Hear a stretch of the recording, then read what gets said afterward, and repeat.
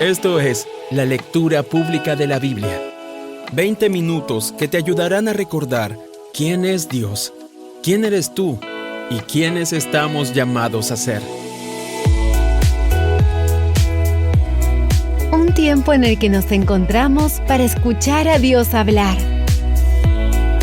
Entre tanto que llego, dedícate a la lectura pública de las Escrituras y a enseñar y animar a los hermanos. A continuación, escucharemos fragmentos de la Biblia en la Nueva Traducción Viviente. El libro de Salmos, Salmo 73, versículos 17 al 24. Entonces, entré en tu santuario, oh Dios, y por fin entendí el destino de los perversos.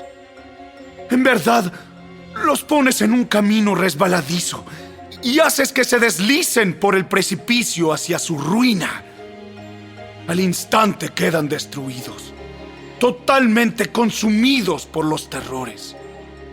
Cuando te levantes, oh Señor, te reirás de sus tontas ideas, como uno se ríe por la mañana de lo que soñó en la noche.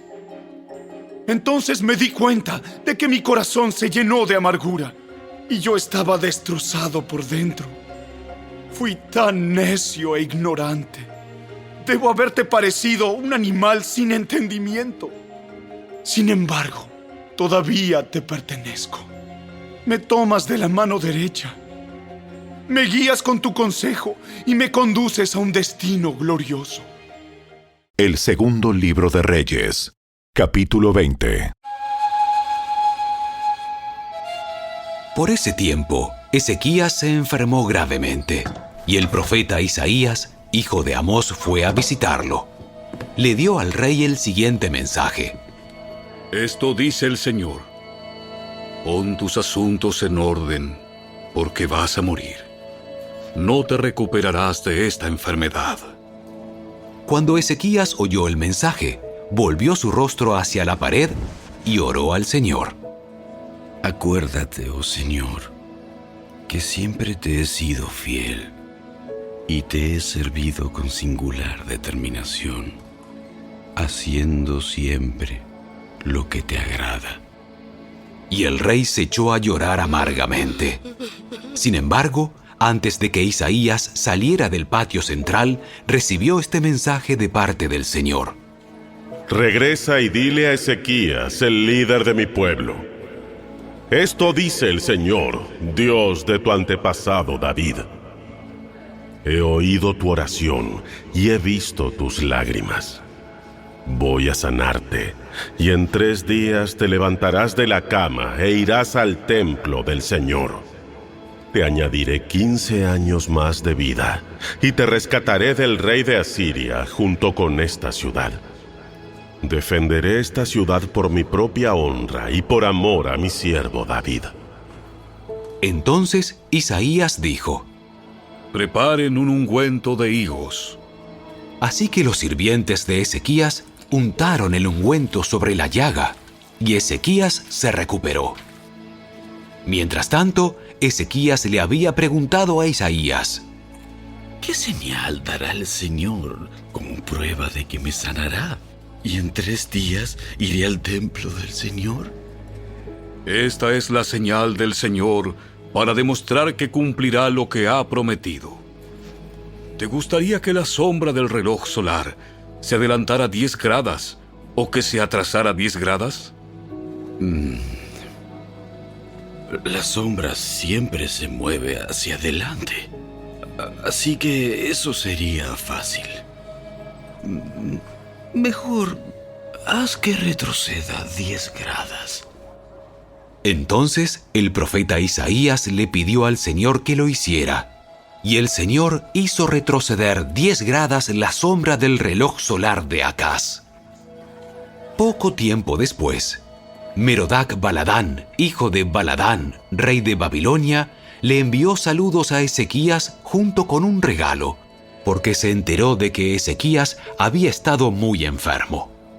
Ezequías recibió a los enviados de Babilonia y les mostró todo lo que había en sus casas del tesoro: la plata, el oro, las especias y los aceites aromáticos. También los llevó a conocer su arsenal y les mostró todo lo que había en sus tesoros reales. No hubo nada, ni en el palacio ni en el reino, que Ezequías no les mostrara. Entonces el profeta Isaías fue a ver al rey Ezequías y le preguntó: ¿Qué querían esos hombres? ¿De dónde vinieron? Ezequías contestó: Vinieron de la lejana tierra de Babilonia. ¿Qué vieron en tu palacio?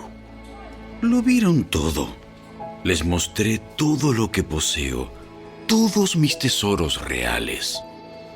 Entonces Isaías dijo a Ezequías: Escucha este mensaje del Señor.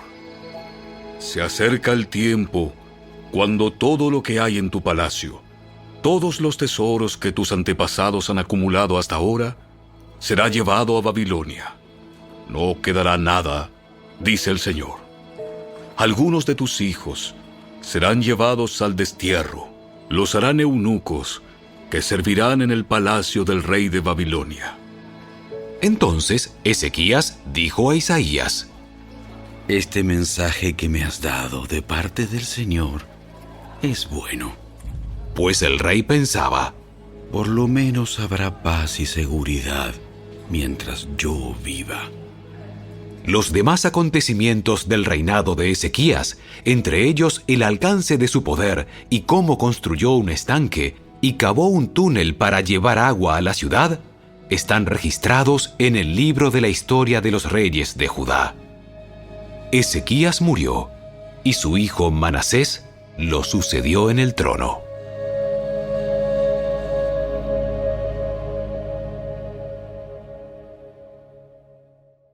El segundo libro de Reyes, capítulo 21. Manasés tenía 12 años cuando subió al trono y reinó en Jerusalén 55 años. Su madre era Hepsiba. Él hizo lo malo a los ojos del Señor y siguió las prácticas detestables de las naciones paganas que el Señor había expulsado de la tierra del paso de los israelitas. Reconstruyó los santuarios paganos que su padre Ezequías había destruido. Construyó altares para Baal y levantó un poste dedicado a la diosa Asera, tal como lo había hecho el rey Acab de Israel. También se inclinó ante todos los poderes de los cielos y les rindió culto. Construyó altares paganos dentro del templo del Señor, el lugar sobre el cual el Señor había dicho: Mi nombre permanecerá en Jerusalén para siempre. Construyó estos altares para todos los poderes de los cielos en ambos atrios del templo del Señor. Manasés también sacrificó a su propio hijo en el fuego, practicó la hechicería, la adivinación y consultó a los médiums y a los videntes.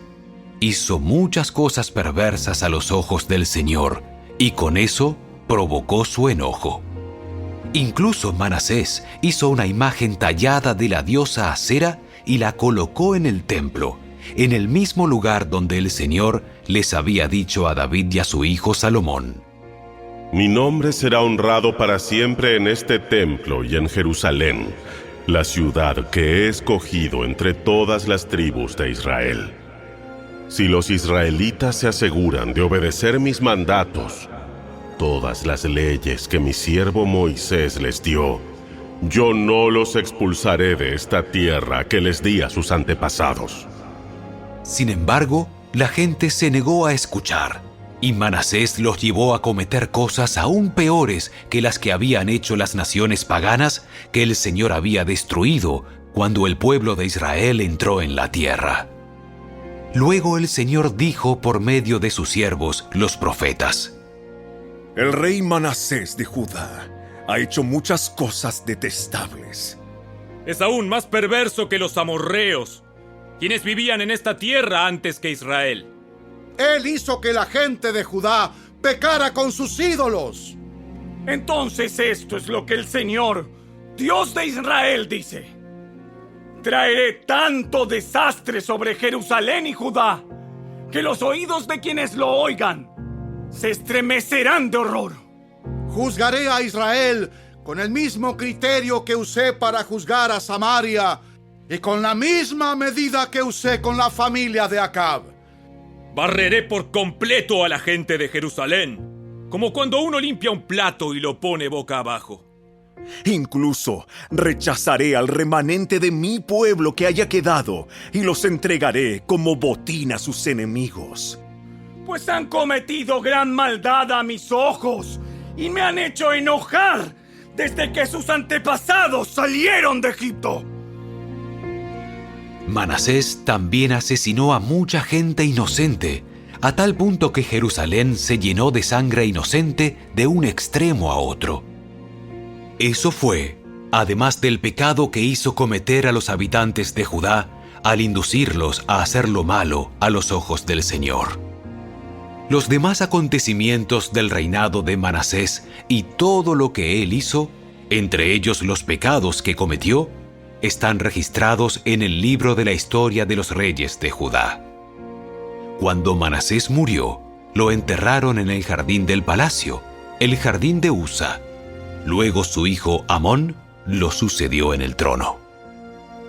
Amón tenía 22 años cuando subió al trono y reinó en Jerusalén 2 años. Su madre se llamaba Mesulemet y era hija de Harús de Jotbá. Él hizo lo malo a los ojos del Señor, tal como su padre Manasés. Siguió el ejemplo de su padre al rendirles culto a los mismos ídolos que su padre había venerado. Abandonó al Señor, Dios de sus antepasados, y se negó a andar en los caminos del Señor. Tiempo después, los propios funcionarios de Amón conspiraron contra él y lo asesinaron en su palacio. Pero los habitantes del reino mataron a todos los que habían conspirado contra el rey Amón, y luego proclamaron rey a su hijo Josías. Los demás acontecimientos del reinado de Amón y lo que hizo están registrados en el libro de la historia de los reyes de Judá. Fue enterrado en su tumba, en el jardín de Usa. Luego su hijo Josías lo sucedió en el trono.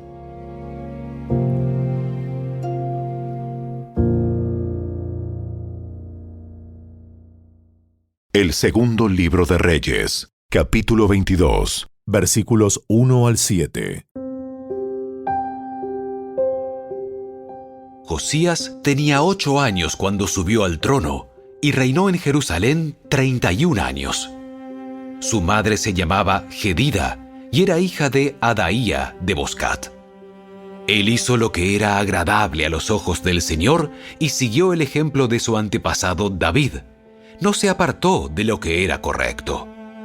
Durante el año 18 de su reinado, el rey Josías envió al templo del Señor a Safán, hijo de Asalía y nieto de Mesulam, secretario de la corte. Le dijo: Ve a ver al sumo sacerdote Hilcías y pídele que cuente el dinero que los porteros han recaudado de la gente en el templo del Señor.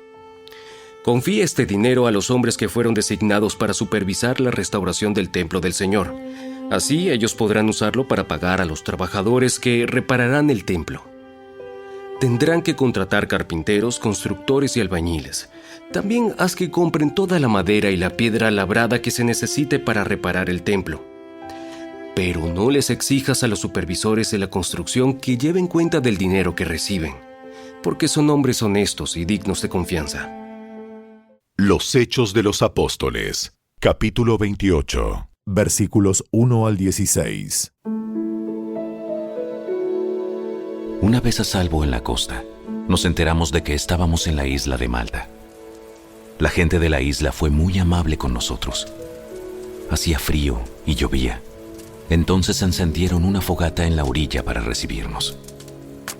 Mientras Pablo juntaba una brazada de leña y la echaba en el fuego, una serpiente venenosa que huía del calor lo mordió en la mano. Los habitantes de la isla, al ver la serpiente colgando de su mano, se decían unos a otros: Sin duda este es un asesino. Aunque se salvó del mar, la justicia no le permitirá vivir.